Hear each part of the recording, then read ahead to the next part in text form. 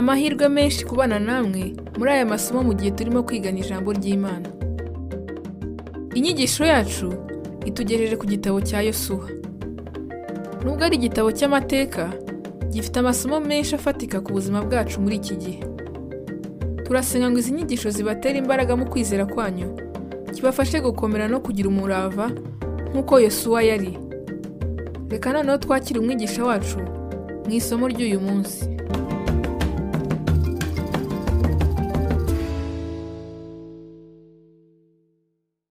Dukomeje kwiga ibitabo by'amateka byo mu isezerano rya kera, tugeze ku nshuro ya gatatu ku gitabo cy'amateka cya Yosuwa, icyambere mu bitabo by'amateka.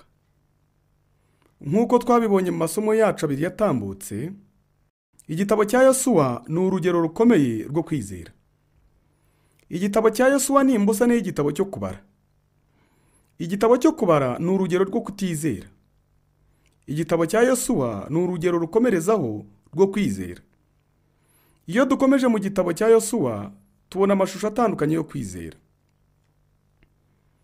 Kugeza ubu, tumaze kubona ko kwizera gufatika cyane. Ku musozo w'igice cya 5, twabonye amabwiriza ku kwizera igihe Yosuwa yahabwaga uburyo bazarwana i Yeriko. Ubu buryo bwo kurwana bwari igerageza rikomeye ku kwizera kwe, kuko nk'umusirikare w'umuyobozi, yenda Yosuwa yari afite amashyushyu yo kugaragaza impano ze muri ubwo buryo. Imana yamuhaye umugambi wo kurwana udahwitse. Ariko byarakunze bafata Yeriko kuko wari umugambi w'Imana kandi kwari ukwizera kwa Yosuwa. Icyo ni cyo nkuru ivuze muri Yosuwa igice cya 6. Yosuwa igice cya 6 tukita umwitozo wo kwizera. Amabwiriza y'urwo rugamba, umugambi w'Imana wo kurwana mu gice cya 6 warubahirijwe wose. Byarakunze nyuma y'uko Yosuwa n'abantu bose bazengurutse Yeriko inshuro 13 bumvira Imana. Twavuze mu gihe twarebaga kuri Yosuwa n'urugamba rw'i Yeriko ko kwizera gukora cyane, kuragenda. Twavuze ko ukwizera kugenda ari ukwizera gukora kandi ukwizera gutsinda. Uwo ni wo mwitozo wo kwizera. Mu gice cya 7 mu gitabo cya Yosuwa, dusoma inkuru twakwita kwinjira no kwizera.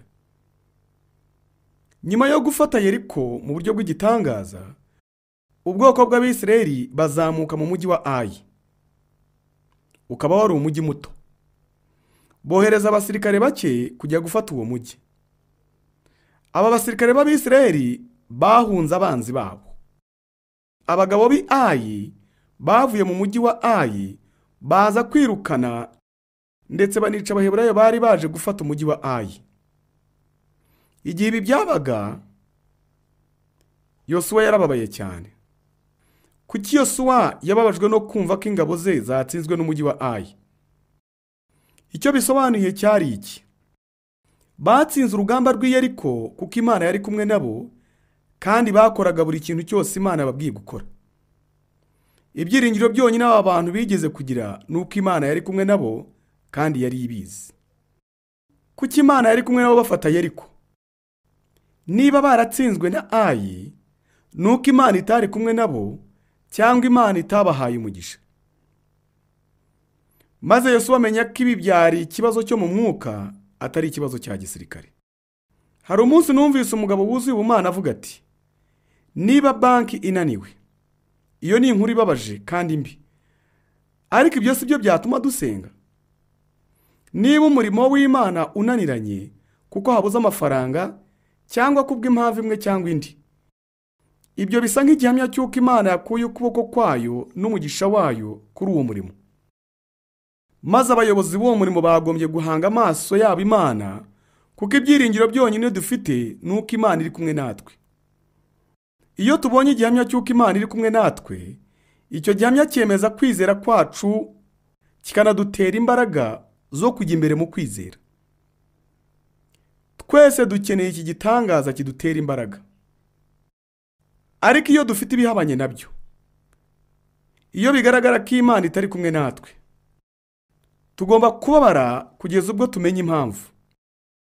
impamvu Yosuwa yubamye hasi agasenga igihe yari amaze kumva ibyo kuneshwa na Ayi isobanurwa mu gice cya 7.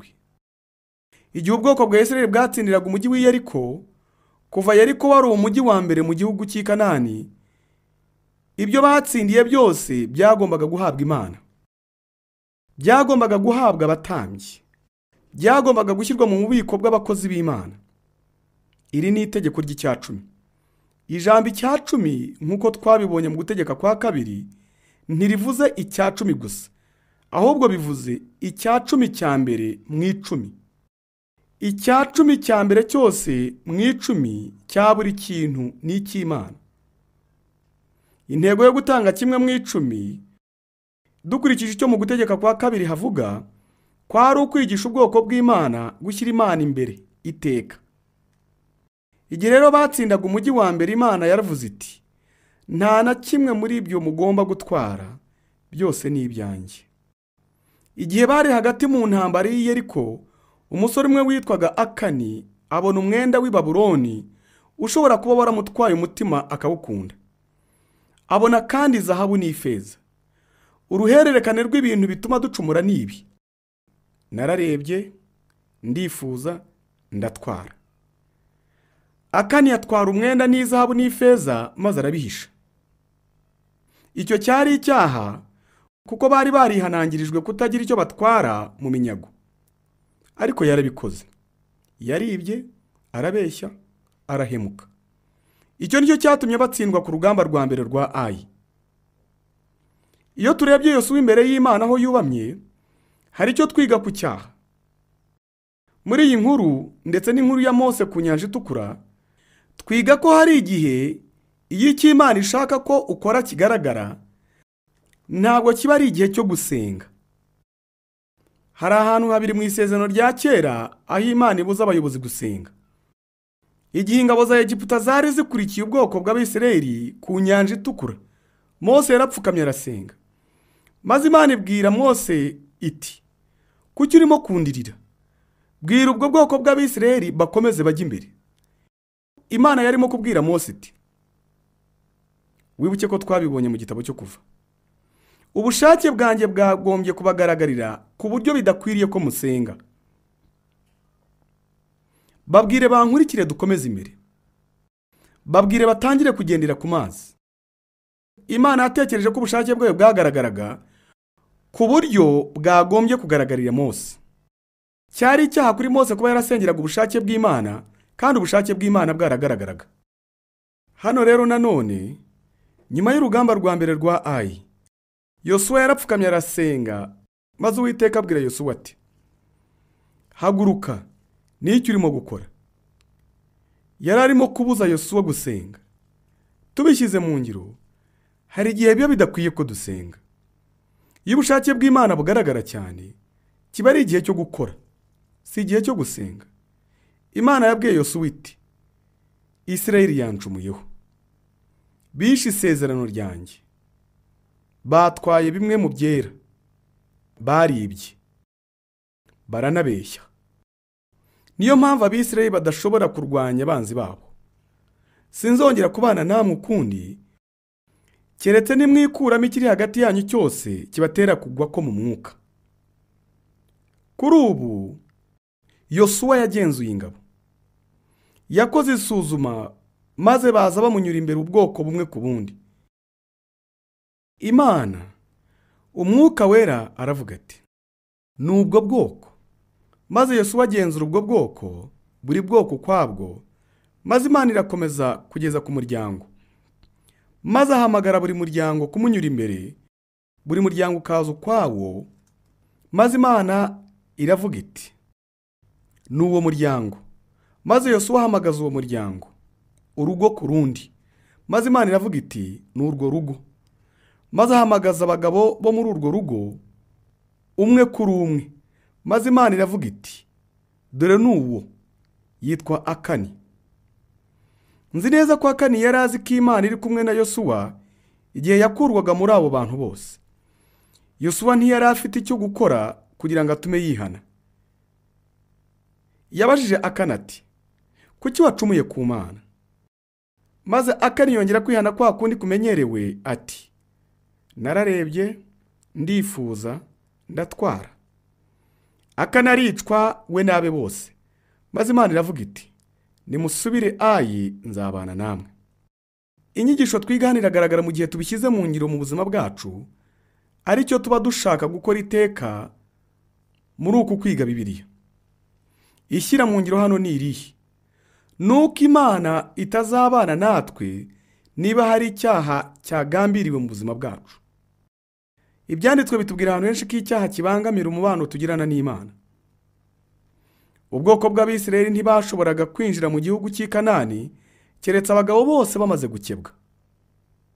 Ntibashoboraga kubona umugisha w'Imana keretse bayumviye bakagendana nayo.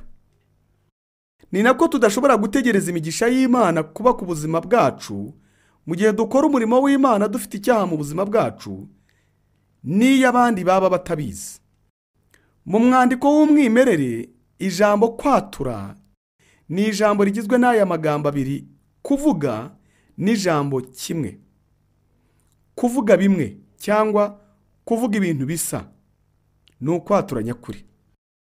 Tubishyize mu ngiro, iyo watuye ibyaha byawe, ugomba gutunganya ubuzima bwawe maze ugasubira mu bikorwa byawe, ukabishyira imbere yawe kugeza ubwo Imana itunga urutoki buri cyaha kiri mu buzima bwawe. Iyo Imana itunze urutoki icyaha kiri mu buzima bwawe, mu magambo y'intumwa Pawulo mu Bakolosayi, uba wishe icyo cyaha kiri mu buzima bwawe kugira ngo imigisha y'Imana ikugarukire. Ukundi kuri twakwiga nuko nubwo icyaha cyatuwe kikanakurwaho, hazabaho ingaruka. Ibi byerekanirwa mu guhanwa kwa Akani. Ubona urugero rwiza igihe basubiraga Ayi ku nshuro ya kabiri. Mu rugamba rwa kabiri rwa Ayi, nk'uko twabivuze mu isomo ryacu ritambutse, Yosuwa yagaragaje ko yari umusirikare w'umuhanga. Niba ukunda imikorere ya gisirikare, ushobora kuryoherwa n'inkuru y'urugamba rwa Ayi, urugamba rwa kabiri rwa Ayi. Ushobora kuryoherwa n'inkuru y'urugamba rwa kabiri rwa Ayi. Dore uko byagenze. Uburyo bari bapanze kurwana bwari ko ingabo za Yosuwa zitera umujyi nk'uko babikoze ku nshuro ya mbere. Igihe bateye uwo mujyi, abagabo ba Ayi baravuze bati, ba Bisirayeli baragarutse nanone.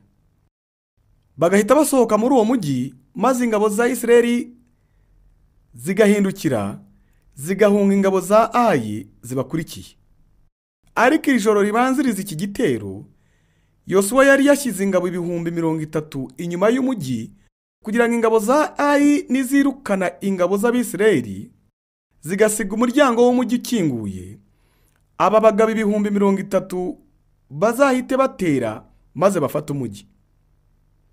Uwo mujyi wose barawutwika. Hari undi mujyi baturanye witwaga Beteli. Mu gihe ingabo za Beteli zari bugerageze gufasha ingabo za Ayi, Yosuwa yari afite ingabo 5,000 zari zikambitse hejuru ku musozi wa Beteli kugira ngo baburizemo ubufasha bwose bwabaturukaho. Igihe za ngabo 30,000 zatwikaga uwo mujyi, abagabo birukankanye Yosuwa n'ingabo ze babona umwotsi uva mu mujyi, bamenya ko bagambaniwe. Maze Yosuwa n'ingabo ze barahindukira batangira kubarwanya. Ba bagabo 30,000 basohoka mu mujyi wa Ayi batangira gutera ibitero. Maze za ngabo 5,000 zari zikambitse uruhande rw'umujyi wa Beteli zivayo, maze ingabo za Ayi ziragotwa bidasubirwaho, maze baraneshwa cyane barabatsemba. Uyu mugambi wo kurwana ugaragaza ko Yosuwa yari umusirikare w'umuhanga cyane, kandi akaba n'umuhanga mu gutegura. Yari ko yarakoresheje ubwo buryo yari yapanze ku rugamba rw'i Yeriko iyo abishaka. Ariko ntekereza ko urugamba rwa Yeriko na Ayi rugaragaza ko rimwe na rimwe Imana yaguha uburyo budahwitse bwo gukoramo ikintu kugira ngo igerageze ukwizera kwawe gusa. Ariko ibyo ntabwo twabishingiraho. Iryo si itegeko, uwo ni umwihariko. Dore itegeko iryo ari ryo: Imana ni Imana igira gahunda. Imana ni Imana itegura. Ugomba kumenya ko Imana n'umuntu w'Imana agira gahunda. ugomba kumenya ko Imana ari Imana igira gahunda. Hari igihe ubwo nari umushumba muto ntarakura mu mitekerereze, ku buryo natekerezaga ko umuntu w'umunyamwuka agomba kuba ari umuntu ufite akajagari. Igihe ntari mfite gahunda n'umurongo ngenderwaho, nashoboraga kuvuga nti mumbabarire kuko ndi umuntu uba mu isi, ariko kandi ndi umunyamwuka cyane, niyo mpamvu nta gahunda mfite. Igitondo kimwe nari ndimo kwigisha abagabo mu mafunguro ya mu gitondo, maze mbabwira ko hari ubwoko butatu bw'abantu muri iyi si. Hari abantu bitwa reka bibe, na abatuma biba, na sinzi birimo kuba. Mu by'ukuri narababwiye nti jye ndi reka bibi, nta gahunda ngira, nikorera ibyo Imana inyeretse byose gukora umunsi ku wundi, ariko nta gahunda ngira. Igitondo gikurikiyeho mu mwanya wanjye wo gusenga, nari ndimo gusoma mu migani, maze ngera kuri uyu murongo uvuga uti umunyabwenge atekereza mbere, ariko umupfapfa ntabikora nubwo abyitaho. Numvise ko iryo ari ijambo rivuye ku Mana rije kunyigisha.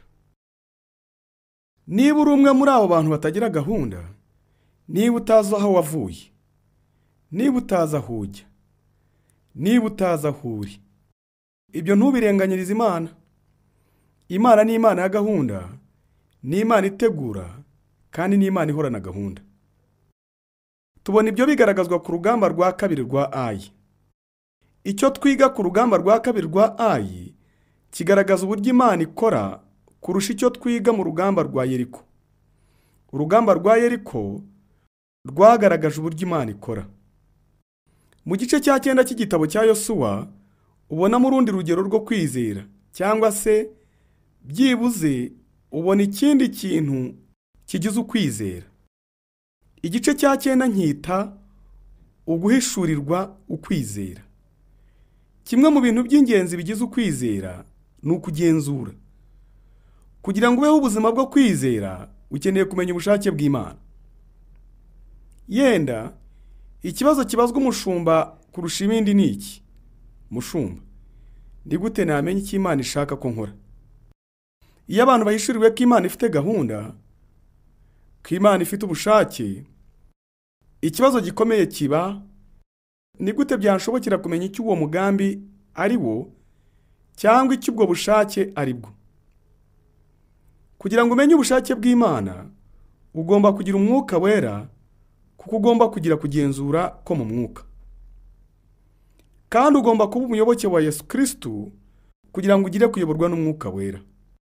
Imikorere ya Satani ni ukuriganya no kwiyoberanya, ndetse no kwigana buri kintu cyose cy'Imana. Satani ni marayika w'umucyo.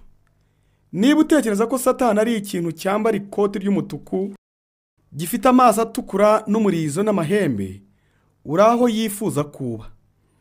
Arashaka ko umutekerezaho muri ubwo buryo. Arashaka ko umutekereza nk'ikintu kidasobanutse kitabaho. Imbaraga za Satani zibaho rwose.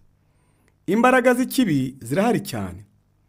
Mu isi yo mu mwuka hari imbaraga ebyiri: imbaraga z'Imana n'imbaraga z'umubi. Buri kintu cyose cyo mu mwuka si icy'umwuka wera. Niyo mpamvu Mose yihanangiriza cyane arwanya iby'ubupfumu n'iby'imyuka, ndetse n'ibintu byinshi bigendanye n'isi y'umwuka. Mu gice cya 9 ubona abantu bitwa Abagibeyoni. Nka Rahabu, Abagibeyoni bamenye ko ubwoko bw'Abisirayeli bwari burimo kujya i Kanani, kandi bagendaga batsemba buri bwoko, maze bamenya ko nabo bagiye kwicwa. Maze bafata inkweto zabo n'imyenda yabo, bafata n'imitsima yabo, barayigagisha. Bakuba inkweto zabo ku bitare kugeza ubwo zisa nkaho zishaje, kandi bashajisha n'imyenda yabo isa nk'ishaje cyane. Bari batuye ku musozi ukurikiyeho, ariko igihe begeraga ubwoko bw'Abisirayeli, baberetse ko bavuye mu gihugu cya kure cyane. Ikibabaje kivugwa muri iyi nkuru nuko Abisirayeli batabajije Imana. Bagiranye amasezerano n'aba bantu. Abagibeyoni babasabye gutya: mwadufashije, ntituvuye mu gihugu cy'i Kanani, tuvuye kure cyane. Nanone Abisirayeli ntibabaza Imana, bifatiye icyemezo bonyine maze batangira gufasha aba bantu, maze baza gusanga ko Abagibeyoni batari bavuye kure mu gihugu cya kure, bari bavuye i Kanani. Muri iyo minsi bakomeje kubafasha. Kuva bari barimo gufasha aba Bagibeyoni, Abisirayeli ntibashoboraga kubica, maze babagira abaja. Muri iyo minsi iyo dutekereje ko abantu batari bajijutse cyane, barabafashije cyane, ntibabishe. Abagibeyoni bagaragaza uburyo tubona mu gitabo cya Yosuwa, uburyo butugaragariza abanzi ndetse n'inkomyi byo kwizera. Uburyo bwa mbere bugaragazwa na Yeriko. Abenshi bizera ko Yeriko ari ishusho y'isi, kuko isi tugaragarira nk'umwenda n'izahabu n'ifeza, nk'uko byagaragariye Akani. Turareba, tukifuza, tugatwara. Ibintu by'isi biraturangaza. Yeriko rero benshi bavuga ko ari ishusho y'isi, kandi isi ni umwanzi ukomeye wo kwizera. Kuva barasuzuguye umujyi wa Ayi, benshi bizera ko Ayi ihagarariye umubiri. Umubiri uhora iteka ufatanyije na kamere yacu y'icyaha, cyangwa uburyo tuba duhagaze tureba icyaha. Yesu yaravuze ati, umwuka urashaka ariko umubiri urananiwe. Inkuru yose ya Ayi ni ishusho nziza y'indi nkomyi yo kwizera, uwo mwanzi witwa umubiri. Igihe Ayi yasuzuguwe, ubwoko bwa Ayi bwanesheje ubwoko bw'Abisirayeli. Ariko ubwoko bw'Abisirayeli bamaze kumenya neza ibibazo nyabyo byabitambikaga imbere mu gufata umujyi wa Ayi, ubwo nibwo bashoboye kunesha. Umwuka rero ashobora kunesha umubiri mu gihe duhaye agaciro umubiri. Dukunda gusuzugura umubiri. Ntuzigere usuzugura umubiri cyangwa ubushobozi bw'umubiri bwo kuba inkomyi mu mikorere y'umwuka. Igihe Abagibeyoni bazaga bagasezerana isezerano n'Abisirayeli, iyo ni ishusho y'umubisha ubwe, kuko uko niko Satani akora. Nzamera nk'Imana iri hejuru ya byose. Satani ni marayika w'umucyo. Satani ntacyo ashobora kudutwara iyo duteye afite ishusho mbi, kugira ngo atwoshye gukora ikintu kibi. Akenshi adusanga ari mu ishusho y'ikintu cyiza cyane, akakubwira ati wikora icyiza cyane, kora icyiza. Niba Imana irimo kuguhamagarira kujya kuba umumisiyoneri w'umuganga ahantu mu cyaro cya kure, mu ntara, umwanzi ntabwo azagushukisha kujya gushaka ibyangombwa. Azakoshya kuba umuganga mwiza hano mu mujyi. Yego, dukeneye abaganga beza hano mu mujyi, icyo ni ikintu cyiza. Ariko niba Imana ishaka kuba umumisiyoneri mu kindi gihugu mu buryo bw'ubuganga, icyo ni ikintu cyiza cyane. Imikorere ya Satani ni ukudukoresha ikintu cyiza atari cyiza cyane. Niyo mpamvu bamwe bavuga ko umwanzi ukomeye w'icyiza cyane ari icyiza. Nuko rero aba Bagibeyoni bari abariganya, bashushanya umwanzi. Rero muri Yosuwa igice cya 6 na 7, 8 na 9, tubona ishusho y'inkomyi eshatu ku kwizera: isi, Satani n'umubiri. Mu gice cya 6 ni isi, mu gice cya 7 n'8 n'umubiri ushushanywa na Ayi. Noneho mu gice cya 9 ni Abagibeyoni bashushanya Satani. Ahandi hose hasigayeho igitabo cya Yosuwa ubona ingero zikurikira zo kwizera. Mbere na mbere ubona icyo twakwita uburyo bwiza tureba mu kwizera. Umwe mu bantu bakomeye bizeye bari mu isezerano rya kera ni Kalebu. Aburahamu niwe mugabo wagize ukwizera gukomeye cyane, ariko ni nako Kalebu ari. Wibuke ko Kalebu yari wa mutasi wazanye raporo nziza hamwe na Yosuwa. Kalebu ntiyigeze atakaza uburyo bwiza yabonaga kwizera.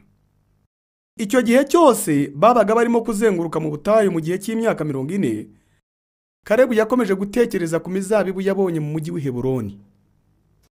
Abantu bari barimo kwitotomba ndetse bicwa n'inyota, ariko Kalebu ntiyigeze atakaza iyerekwa rye. ibaza abantu bamubaza bati, Kalebu, ni iki urimo gutekereza kuri iriya mizabibu iri hariya mu mujyi w'i Heburoni?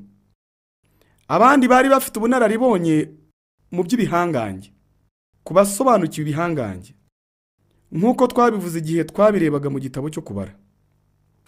Nk'uko igihimbano cy'umwuka kivuga, abandi babonye ibihangange, Kalebu areba Imana. Yego, Kalebu yabonye ibihangange, yabonye n'inkomyi, ariko yari afite Imana yari nkuru kurusha izo nkomyi zose. Igihe bageze mu gihugu cy'i Kanani, Kalebu yafashe ndetse atsindira umujyi w'i Heburoni, ukaba wari umujyi wari waramusezeranyijwe na Mose. Yagiye imbere ya Yosuwa maze asaba umujyi we, maze ahabwa uburenganzira bwo kugenda arawufata. Kalebu ni urugero rwiza rw'imitekerereze myiza ku kwizera. Hanyuma hakaba imitekerereze mibi ku kwizera mu gitabo cya Yosuwa. Ibi bintu bisangwa mu bice bya 14 kugeza kuri 23. Havuga inshuro nyinshi muri iki gice cy'igitabo cya Yosuwa ko ubwoko bw'Abisirayeli bananiwe kwirukana amoko yabaga muri Kanani. Imana yari yatanze itegeko ryo kurwana intambara yo gutsemba. Iyaba barashoje intambara zo gutsemba zirwanya ibyo bihugu by'i Kanani, ntibari kugirwa baretwa inshuro 7. Ibyo tuzabisanga mu gitabo cy'abacamanza. Inshuro nyinshi dusoma mu gitabo cya Yosuwa ibintu nk'ibi. Umuryango wa Yuda ntiwashoboye kwirukana abayebusi babaga i Yerusalemu. Abayebusi rero baracyatuye aho kugeza n'ubu. Abanyakanani ntibashoboye kubirukana, bituma barakomeje kubana nabo ari abaretwa mu bwoko bw'Abayefurayimu. Kuva urubyaro rwa Manase rutarashoboye kwirukana abantu bari batuye muri iyo migi. Abanyakanani barasigaye. Ibyo urabisoma ukongera ukabisoma muri iki gice cy'igitabo cya Yosuwa, aricyo kivuga ko ubwoko bw'Abisirayeli batigeze batsinda Kanani burundu. Mu gitabo gikurikiraho cya Bibiliya, igitabo cy'abacamanza, tuzabona ko imyaka myinshi nyuma ibyo bihugu bimwe byanesheje ubwoko bw'Abisirayeli maze babagira abaretwa. Ibi bifite ishyira mu ngiro ryo mu mwuka. Abantu bamwe bavuga gutsinda Kanani iri mu buzima bwabo itaratsinzwe. Ese uzi icyo bisobanuye? Iyo abantu bavuze bati, ndacyafite Kanani nyinshi ngomba gufata, icyo barimo kuvuga ni ishyira mu ngiro ryo mu mwuka ubona hano mu gitabo cya Yosuwa. Imana itubwira kwinjira mu gihugu cy'i Kanani, itubwira kwinjira muri Kanani yacu yo mu mwuka tukayifata yose, kandi tukagira intsinzi yuzuye muri Kanani yacu yo mu mwuka. Benshi muri twe babohowe muri Egiputa yo mu mwuka, ariko ntibigeze binjira i Kanani rwose. Benshi binjira i Kanani ariko ntibayifata yose. Bafata umwe cyangwa ibiri mu migi, iyo niyo bafata yonyine. Umushumba wanjye yagiye kubana n'Imana azize indwara. Ubwo nahuraga nawe nyuma ho gato amaze kumenya ko agiye kwitaba Imana vuba, mu gihe twari turimo kuvuga ku kuntu ubuzima bwe hano ku isi burimo gushira, maze ubuzima bwe mu buryo bw'iteka bugiye gutangira ku bw'iteka ryose, yaricujije. Yambwiye ko impamvu yicuza ari uko yari agifite Kanani nyinshi zo gufata. Sinamenye icyo yavuze. Urusengero rwe n'umurimo we muri rusange wari wareze imbuto nyinshi, maze ntekereza ko ari byo yari arimo kuvuga. Maze ntangira kumutondagurira bimwe mu bintu bitangaje Imana yari yaramukoresheje nk'umukozi w'Imana. Ndamubaza nti, ni iki kindi wasaba? Wafashe Kanani nyinshi mu buryo bw'umurimo. Ariko si ibyo yari arimo gutekereza. Aransubiza ati, oya, sinatekerezaga ku murimo, natekerezaga ku buzima bwanjye. Natekerezaga ku cyaha mu buzima bwanjye bwite, bene iyo Kanani. Mfite Kanani nyinshi cyane zo gufata. Umushumba wanjye abwira umuganga bati, mfite Kanani zo mu mwuka nyinshi, kandi nashakaga gufata Kanani zindi nyinshi mbere yuko njya kubana n'umwami. Maze umuganga aramusubiza ati, ariko urwaye indwara ikwiranye n'ibyo. Mbere yuko Imana ikujyana kubana nayo, izakoresha uyu mubabaro gutwika buri kintu cyose kinyuranye na kamere yayo muri wowe. Nujya kubana nayo, bizaba ari umwuka ubanye n'umwuka. Ugiye kuba urimo gufata za Kanani mu gihe ukiriho. Iryo ni ishyira mu ngiro ryo mu mwuka abantu bakora kuri iki gice cy'igitabo cya Yosuwa. Ese wari wigera ufata Kanani yawe yo mu mwuka, igihugu cyawe cy'amasezerano? Iki gice cy'igitabo cya Yosuwa gituma twibaza ibibazo ku ntambara zo gutsemba. Iki ni ikibazo gikomeye ku bantu benshi. Ni gute Imana tuzi uyu munsi nk'Imana y'urukundo yaba yaratanze itegeko ry'intambara yo gutsemba?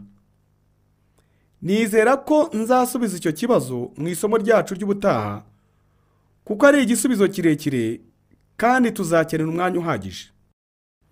Mu gice cya 24 ku musozo w'igitabo cya Yosuwa, urugero rwa nyuma, urugero rwa 16 rwo kwizera tubona mu gitabo cya Yosuwa, dushobora kurwita icyemezo cyo kwizera. Ku musozo w'iki gitabo cya Yosuwa, dushishikarizwa gufata icyemezo cyo kwizera. Urugero, Yosuwa we yaravuze ati, dore icyemezo cyanjye, dore uko mpagaze, jye n'umuryango wanjye tuzakorera Uwiteka. Yosuwa yafashe icyemezo cyo kwizera. Yaravuze ati, icyanjye ni icy'umuryango wanjye, kuri jye n'umuryango wanjye dore uko duhagaze. Mbere na mbere, Imana, tugiye gukorera Imana. Maze Yosuwa ahigira abantu gufata icyo cyemezo nk'iki, maze bafata icyo cyemezo. Baravuze bati, duhisemo gukorera Imana no gushyira Imana imbere. Yosuwa arabyandika ati, Imana yemeje ibi kandi namwe irabemeje. Mufashe icyemezo uyu munsi ko mugiye gushyira Imana imbere kandi mushaka guhitamo gukorera Imana. Arabahiga ku musozo w'igitabo cya Yosuwa nk'uko Mose yabikoze ku musozo w'igitabo cyo gutegeka kwa 2 ndetse no ku musozo w'Abalewi. Yabahigiye gukorera Imana, guhitamo gushyira mu ngiro no kubyaza umusaruro no gukoresha mu buryo bukwiye kwizera kwagaragajwe mu buryo 16 butandukanye mu gitabo cya Yosuwa. Uko niko igitabo cya Yosuwa kirangira hamwe n'icyemezo cyo kwizera. Ubwo ni uburyo bwiza kuri jye nawe bwo gutekereza ku kwizera mu gihe tugeze ku musozo w'iki gitabo. Ese wari wafata icyemezo cyo kwizera? Iryo ni ishyira mu ngiro ryo mu mwuka ry'igitabo cya Yosuwa. Ese wafashe icyemezo uyu munsi? Vuga nka Yosuwa uti, jye n'umuryango wanjye tuzakorera Uwiteka. Mbega guhigwa gukomeye kuri jye nawe n'imiryango yacu. Twese dufite amahitamo. Dushatse twahitamo kuba ab'Imana cyangwa kugerageza kubaho ku bwacu. Niba utarigeze ufata icyemezo cyo gushyira ibyiringiro no kwizera kwawe mu Mwami no kumukurikira, ntureke ko undi munsi uhita. Bibiliya itubwira ko uyu munsi ari wo munsi wo gukirizwamo, kuko nta n'umwe muri twe ufite icyizere cy'ejo. Hitamo uyu munsi kwizera no kumukurikira. Turimo kugusengera ngo Imana igukomeze mu kwizera kwawe kandi guha umugisha wowe n'umuryango wawe. Amahoro y'Imana n'ubumwe bwo kwizera bikugote wowe n'umuryango wawe kugeza ubwo tuzongera kubonana.